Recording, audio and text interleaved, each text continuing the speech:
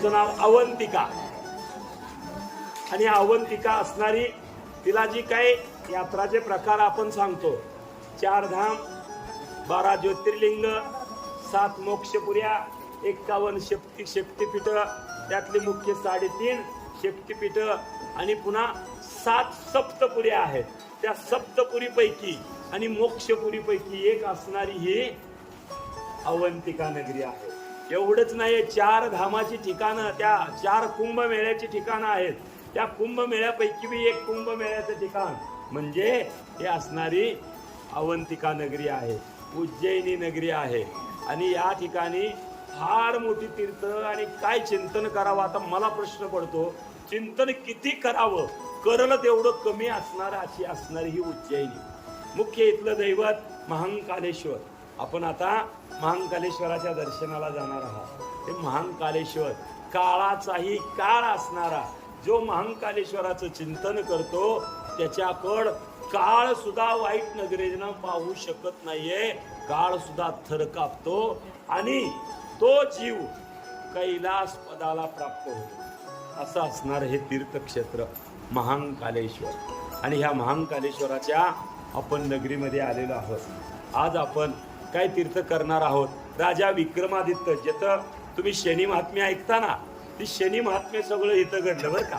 त्या विक्रमादित्य राजाला शनी लागलेलं ते याच ठिकाणी. पुन्हा आपण काल काय तीर्थ केले, त्यापैकी सांदीपानी ऋषीच्या आश्रमाला आपण गेलो पहिल्यांदा. तर तो सांदीपानी आश्रम भगवान कृष्ण अवतार झाला. बलराम आणि सुदामा हे 3 मित्र कुठं झाल्या ओळखी त्यांच्या, हे 2 भाव आणि सुदामा. आपण पोरबंदरला द्वारकेची यात्रा करताना पोरबंदरला जातो, ते गाव सुदामाचं. आणि ते 3 मिळून आणि त्या ठिकाणी सुदामा, बलराम आणि कृष्ण त्या सांदीपानीच्या आश्रमामध्ये राहत होते हो. आणि राहत असताना आपण त्या ठिकाणी बघितलं 14 विद्या 64 कला या ठिकाणी भगवान कृष्णाने आणि सांदीपानी ऋषीकडून शिकून घेतल्या. ते असणारं ठिकाण. आणि आणखीन एक महत्वाचं तुम्हाला सांगतो, त्या आश्रमामध्ये कृष्ण आणि सुदामा मैत्री कशी असावी तिथं कळालं. खरं तर सुदामा चरित्र फार वेगळं आहे. आम्ही ज्यावेळी भागवत करतो, भागवतामध्ये सांगतो, त्यावेळी ते तासभर सांगितली तर ते चरित्र सुदामाचं संपत नाही हो. पण थोडक्यात सांगतो, सुदामा आणि कृष्ण. आता हा एक देव आहे आणि हा सुदामा त्याचा मित्र सखा आहे.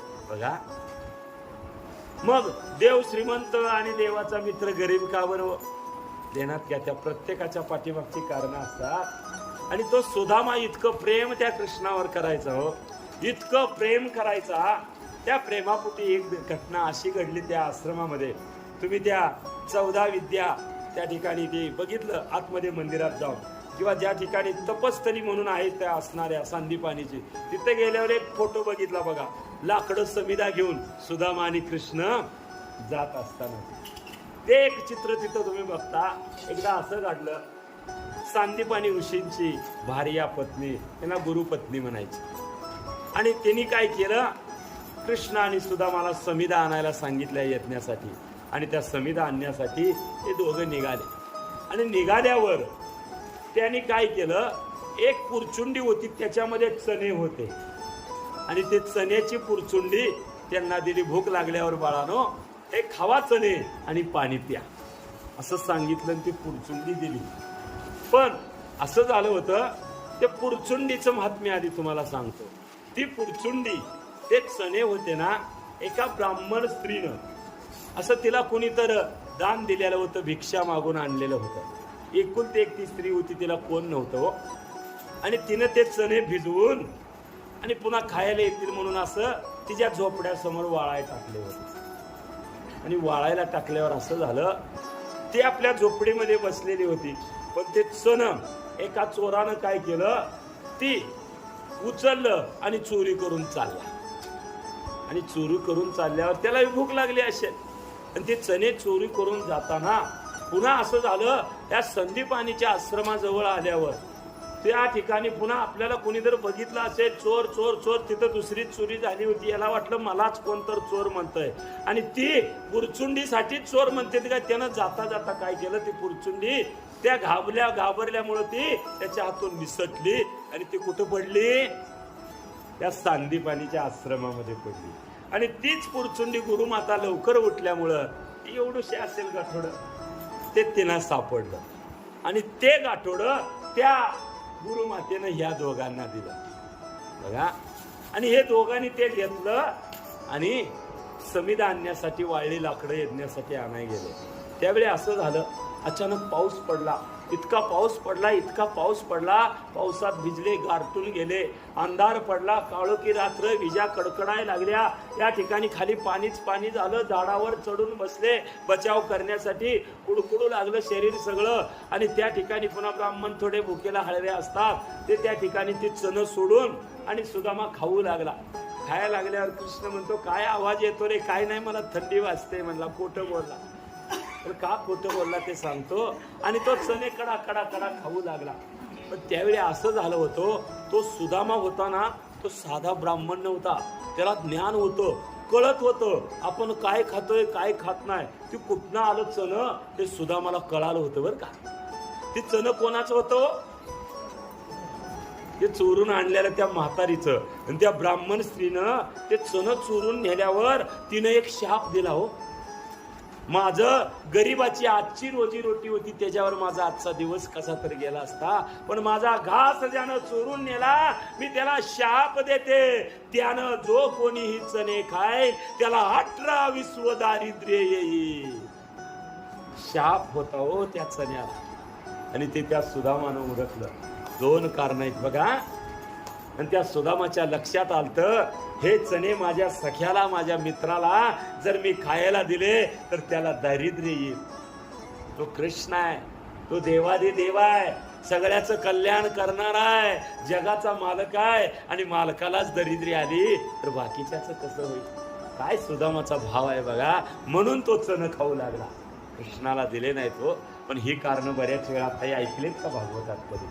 हे कारण सांगत नाहीत, बाकीचे सांगतात. आणि असं होतं की त्या सुदामानं ते चणे संपवले. कृष्णाच्याही लक्षात आलं. आणि हा कृष्णाला म्हणतो, नाही रे मला थंडी वाजते म्हणून दात वाजायला लागले. आणि चणे संपवले. कृष्णानं सांगितलं पुन्हा, कमी झाली थंडी, उतरले खाली निघाले. का रे तू खोटं का बोलला मला? माझा हिस्सा बी तू खाल्ला ना. त्यावेळी शास्त्र असं सांगतं, आपल्या हिश्श्याचं आपण खावं, देवाच्या हिश्श्याचं खाल्लं का गरिबी येते बरं देण्यात. म्हणून देवाच्या हिश्श्याचे जे पुजारी वगैरे असतात ना, ते देवाचा हिस्सा खातात, कधी समाधानी नसतात बरं. कधीच त्यांना त्या ठिकाणी समाधान प्राप्त होत नाहीये. म्हणून देवाच्या हिश्श्याचं कधी खायचं नसतं. ते एक त्या ठिकाणी देवाच्या हिश्श्याचं खाल्ल्यामुळं दारिद्र्य आली. आणि दुसरं शापित चणे पण आपल्या सख्या मित्रासाठी, आणि त्या ठिकाणी त्यानं खाल्लं म्हणून दारिद्र्य आली. 18 विश्व दारिद्र्य त्या सुदामाकडे होतं. त्या पोरबंदरला राहणारा सुदामा इतका त्रिकाळ ज्ञानी असणारा ब्राह्मण, पण कोण भिक्षा सुद्धा वाढत नव्हते. हो, अंगावर कपडे नव्हते, फाटकं पाकोटे एखादं. बायकोच्या अंगावर 17 ठिकाणी गाठी बांधलेलं लुगडं, कशी तरी लज्जा रक्षण. लेकरांना तर कपडेच नव्हते. उपाशी 8 दिवस कधी तर मिळायचं 8 दिवसात अन्न. अशी असणारी ती लेकरं, इतकं दारिद्र्य त्या सुदामाकडे होतं. पण एक दिवस ती आई म्हणते, तरी तो सुदामा कृष्ण कृष्ण कृष्ण रात्रंदिन करायचा. हो, आणि त्या सुदामाला बायको म्हणते, काय कृष्ण कृष्ण करता? 18 विश्व दारिद्र्य, लेकरं किती दिवसाची उपाशी, फाटकी साडी नेसते, अंगावर पागोट तर आहे का? कृष्ण कृष्ण म्हणता. जावा भेटायला, ओळखतो तर का बघा. रागाला घालवलं तो म्हणायचा, नाही ग, काही मागायच नसतं देवाला. तिनं असं रागाला घालवलं, ठीक आहे जातो मी, भेटून येतो, ओळखतो का नाही बघ. पण जाताना मी चाललो, असं मोकळ्या हातानं देवाकडे जाऊ नये. जाऊ देवाची या गावा, देव देईल विसावा.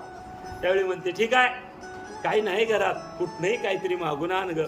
मग ती जाते, 4 शेजारी घरं फिरते, कुठं काय मिळालं नाही. एक जणीने आपल्या डब्यामध्ये राहिलेली फके पोहे थोडंसं खाली राहतं ना थोडंसं, ती दिलं, धर बाय, कधी नाही ती आधीच घेऊन जा. तेवढंच आणलं, आपल्या असणाऱ्या पंचामध्ये बांधलं. सुदामा द्वारकेला आले. आणि द्वारकेला आल्यानंतर त्या ठिकाणी पायात काटं घुसलेला अनवाणी असणारा तो चालत आलेला पोरबंदरवरून द्वारकेपर्यंत तिथे गेला. द्वारपालाला सांगतो, त्या कृष्णाला सांगा की तुमचा मित्र, कथा मोठी आहे पण मी थोडक्यात सांगतो. त्या द्वारपालाने सांगितलं, आत निरोप दिला. तो धावत, कोण आलंय तर सुदामा म्हणायच्या आधी त्या ठिकाणी आपल्या 16,108 राण्यासमवेत तो बसलेला, त्या असणारा तो त्या मोठ्या सिंहासनावर ताडकन उठला आणि धावत पळत गेला. त्या सुदाम्याला कडकडून मिठी मारली. अरे सख्या, मी वाट बघत होतो, तू कधी येतोय. तू मला कधी काही मागतच नव्हता, मी तुझी वाट बघत होतो. कडकडून मिठी मारली आणि काय सांगावं, गुलाबी मखमल्या पाकळ्या हातरलेल्या, त्याच्यावरून हे पायातनं रक्त बंबाळ झालेले हे पाय त्या पाकळ्या वळून चालत चालत चालत त्या द्वारकेच्या दिशेने चालत होते. द्वारकेमध्ये पदार्पण झालेलं होतं. ते द्वारकेत चालणारे पावले हळूहळू हळू जो द्वारकाधीश राजा कृष्ण परमात्मा ज्या सिंहासनावर बसत होता, त्या सिंहासनावर त्या असणाऱ्या द्वारकाधीशानं त्या सुदामेला बसवलं. आणि बसवलं. रुक्मिणीला सांगतात, अगं माझा सखा, माझा मित्र आणि हा ब्राह्मण आहे बरं, या ब्राह्मणाचं पाद्य पूजन करायला तयारी कर. रुक्मिणी मातेने सुवर्ण पात्र आणलं, त्याच्यामध्ये तयारी केली. पाय सुवर्ण पात्रामध्ये ठेवलं. गंगाजीला आणायला गेली, पण काही सांगावं, गंगाजीला आणस्तोर याला दम निघाला नाही. आपल्या अश्रूंनी इतक्या दिवसात भेटलेला आपला मित्र त्या सख्या समोर आपला वेळ जाणार इतका आनंद झाला होता. आनंद अश्रू येत होते. आठवत होत,